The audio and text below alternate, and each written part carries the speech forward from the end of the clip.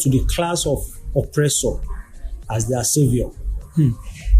The class of oppressor has not taken the decision or come to the realization that it will never be out of an oppressor to give them liberty.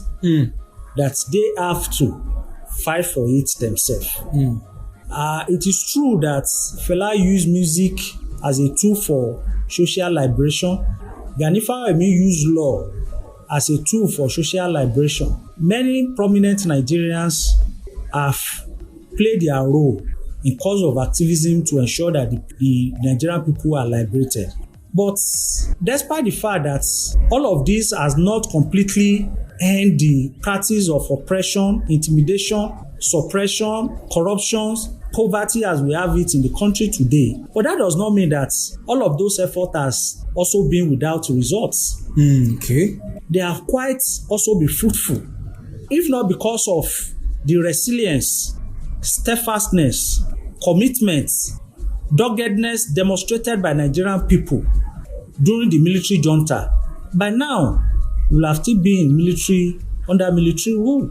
But it took the struggle of Nigerians, years of activism led by prominent Nigerian Fela, Gani Fawehinmi, Wole Soyinka, and the rest, including organizations like us, Democratic Socialist Movement, DSM, then to ensure that the military were forced to quit power.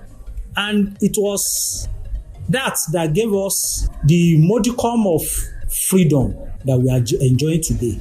So if that has not happened, one, the military wouldn't have gone. The kind of modicum of freedom we are enjoying under the civil rules today, though some people mistaking it to be democracy, wouldn't have been. That shows that the past activism have not been a waste. You recall that since the inception of civil rule, Nigerians has been battling with repeated removal of subsidy which does not exist, which government always hide under to hike the pump price and make life more miserable for the mass of Nigerian working people. But each time they do this, Nigerians always come out to organize a fight back against it. And that explains why up to today, the motive of the Nigerians, members of oppressing class, will have been that the price of petrol today will have been maybe 1,000 naira per liter. But it took the struggle of Nigerians to still ensure that it has not gone beyond the level it is. So all of this shows that all of the struggle of the Nigerian people, the activism in Nigeria has not been a waste. It has yielded its result. But the only thing is that the result has not met the desire of the entire Nigerian people. And because our desire is to ensure a total freedom, total liberation of the Nigerian people from the shackle of oppression and suppression, we have not achieved that. And that is not going to come until when we have a government, constituted by the workers and the poor, run on the basis of the socialist program. And it is until when we have such kind of a program that we can have a permanent respite to all of the problems we are facing as workers, as youth, and as poor people. And that is why we are saying that activism is not enough. Activism must also be taken to the level of a revolutionary politics towards taking over political power. In your discussion, I said that you made mention of this oppressive class, the class of oppression. And I think it's important to understand why we even have that in the first place. So what do you think brought about this class of oppressors that you talk about? Yes, because we live in a class society. And when we talk of a class society, it has its historical and its dialectical background, which one may not be able to go into now, But currently all over the world, we live in a class society. And the class of oppressor and the class of the oppressed. And all the governments we've been having in the country from inception has always been constituted by members of class of the oppressor. And that is why all of their economic policies is always be to defend the interests of members of their own class against the interests of mass majority of the population. And that is why when you look at all of the economic policies of government, it has always been either privatization, deregulation, commercialization of education and social services, and such as health sector.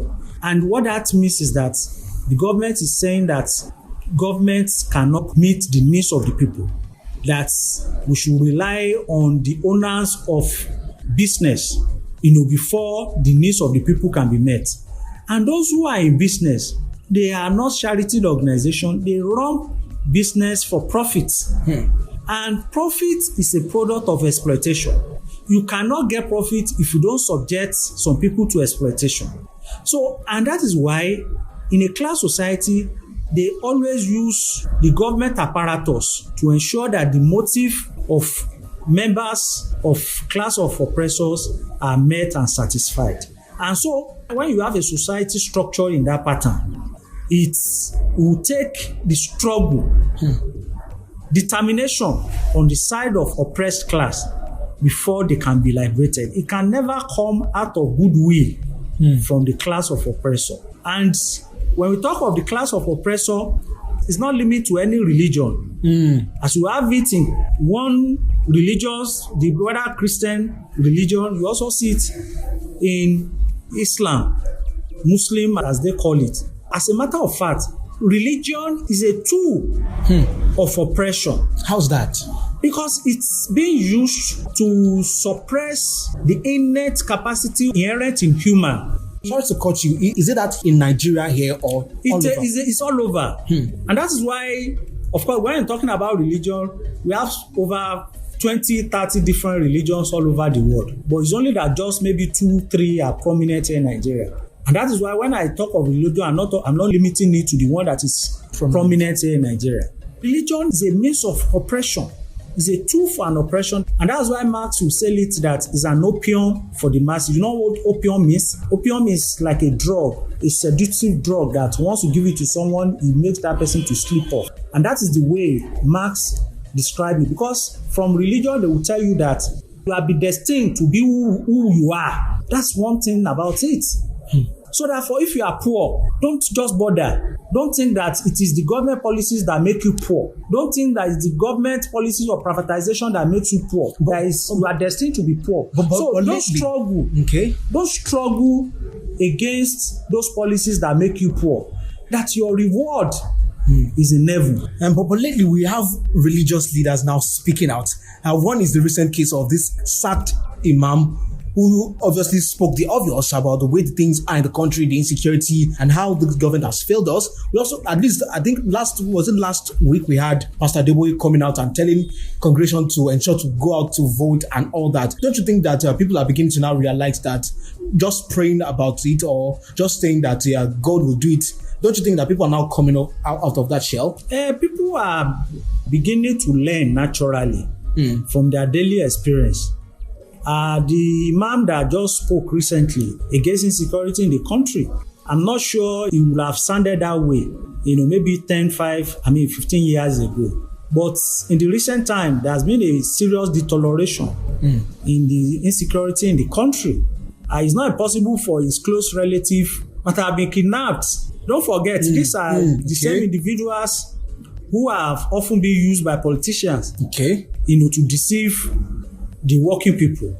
But they themselves are beginning to be victims of the economic policies, midwife, through their collaboration with those who preside over the government. So don't you now think that is a problem where until I am touched is when I can talk? Don't you think that's worrisome? It's worrisome because the truth of the matter is that they are not being touched.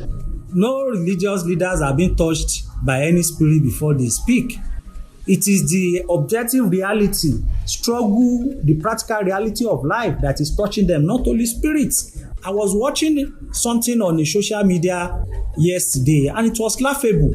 One of the prominent prophetess in this country, ranked in the category of Adeboye, Kumuyi and others. I think recently he just even launched a very gigantic religious center. But I watched a video 2 days ago where she was preaching and was surrounded by a 3-armed